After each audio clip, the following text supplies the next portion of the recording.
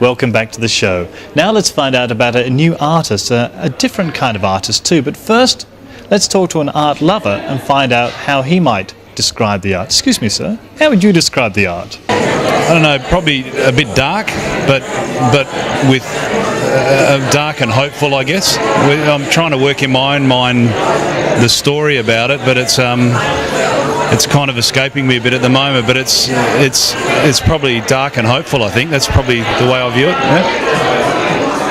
I don't know. I'm just captivated by the sad eyes all the time. You know, it's somebody trying to be happy but being sad. You know, and you can see into their soul with their sad eyes. So. Yeah. Well, to me, it's pretty evidently about her own life, it would seem anyway, and it's very interesting. I mean, it pretty much sums up the dichotomy of what it is to be an artist, really, because I am one, and it swings from either, evidently depressive subject material to quite hopeful ones, and it's a very brave work. So, to my mind, having not met the artist, it would seem that it might be her daughter in the picture, or a self-portrait with a child that may belong to her, and the child looks quite hopeful. The rose is always a symbol of hope, and this one's represented quite nicely and quite brightly, so it's quite optimistic. I think it's excellent work. It's very brave, it's very daring. It shows a progression through her life or through different periods that she's been through, maybe facing different traumas or going through different things. I think it's excellent. It's very left field, it's quite daring, and it's nice and fresh. Yeah. We're thrilled with it. We've bought a painting, so it's great to see this sort of style developing in Perth. It's we're really excited by it. There's a story behind it, of course, as there is with every painting, and it's set in the local area. I guess it's a painting about York and a teacher that was out there. His name was Fred, obviously. And yeah, we spoke to the artist in depth about it, and there was a long history behind it. It's not put there for a reason, and the central figure is an extension of the artist herself, and I like the detail, the amount of work that's gone into the scenery, the landscape, both the trees and the rockery. I think it's great. Yeah, we've actually purchased the painting, so we're thrilled. I find the art very confronting. I think it's coming from deep within the artist. I think that will be what is most appealing about her, the honesty and the depth that's portrayed in the art that she's delivering to us.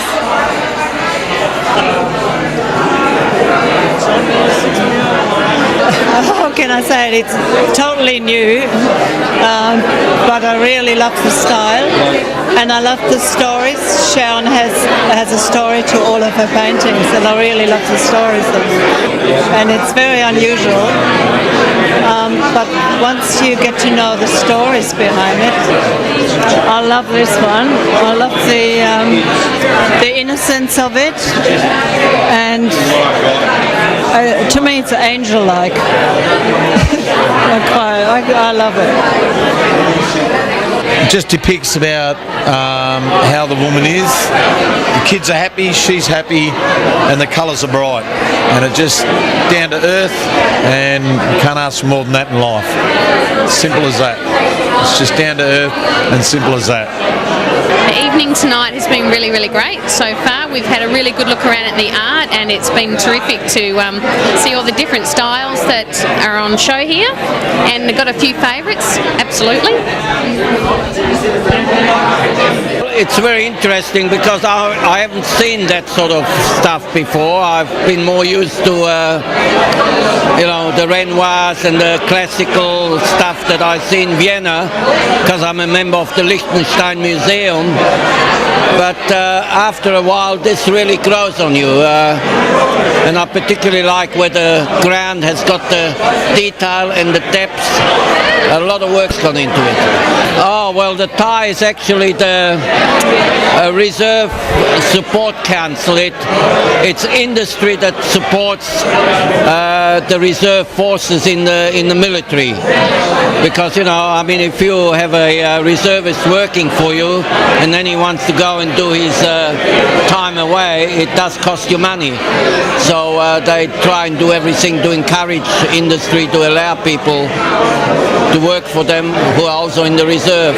They do get a small allowance as well. Well, I've had a little purchase here this evening, and 3 little girls. I couldn't split the family up, I had to have them all, so they're just over there. I like them because they're innocent, they have wonderful eyes, 2 of them are happy, one of them's a bit sad.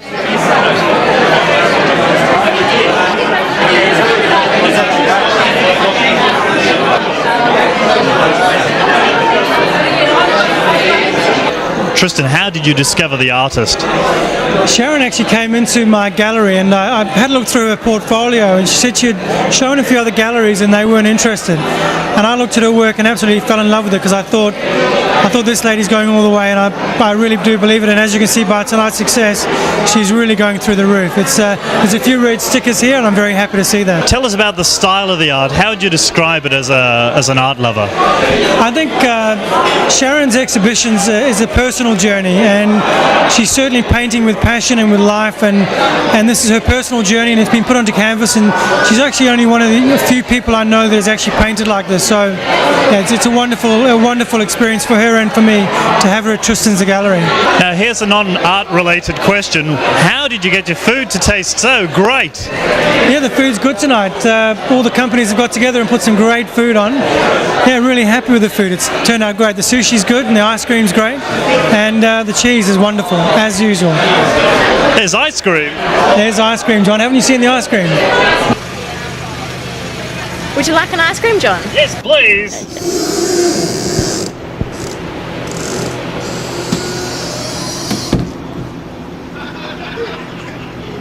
Art's good, but ice cream rocks. My thoughts is it's unusual.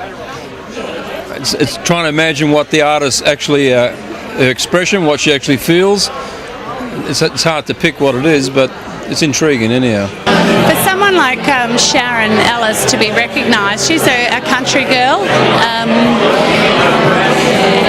She came to Tristan's gallery and presented her work very nervously, and Tristan took this opportunity to present her work to the community, and the community have gracefully accepted everything that she's done. I mean, her work is absolutely stunning, very unique, very different, and we are very, very proud to have her as one of our fantastic artists in WA. Like the images I like on a personal image, and they suit a situation that you might want to view it in a particular mood, and they all have a particular story behind them.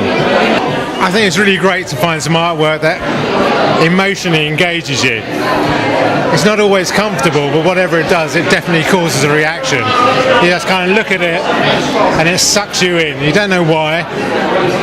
You're not always sure you could live with it, but I don't know, it just captures you, draws you. And what the response is, I have no idea, but it gets you. They have a lot of emotion in them. Like what I've noticed with all of them, it seems to be that the eyes, in every painting, the eyes sort of say so much, and it sort of, to me, I can see a whole lot of emotions coming out of the eyes. They're just really, really powerful, and they are sort of almost like somebody's kind of trapped and trying to break out. I don't know. It's just, yeah, they're very, very powerful images. As soon as you see them, it just sort of says something to you. But the first thing I notice is the eyes, because the eyes are just so powerful. Now here's the artist, Sharon. Tell us about the colours that you use, Sharon. Well, basically I just use the colours that I feel are right for the painting that I'm doing at the time. So I just really look within myself to and try to express what I'm feeling through the colour.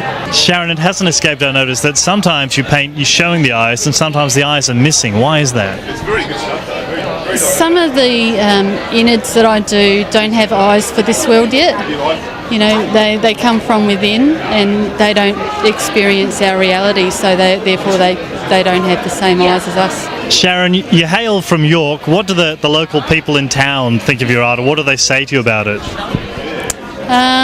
There's some slight amusement, I suppose would be the best way to describe it. Sharon, can you tell us how this style evolved, or where did it stem from? Basically a need for me to express myself, to be happy, and so basically it's all come from within me, and I've had a need to do that. I'm not happy unless I can express myself. What message would you like the people that enjoy your art to take home with them? Something that they feel comfortable with, something that they can relate to, something deep inside themselves that maybe they don't really know about yet. That kind of feeling. Tough question, last question, Sharon. Of all the art here tonight, which one is your favourite? Definitely E King. It's a self-portrait and it's extremely intimate painting.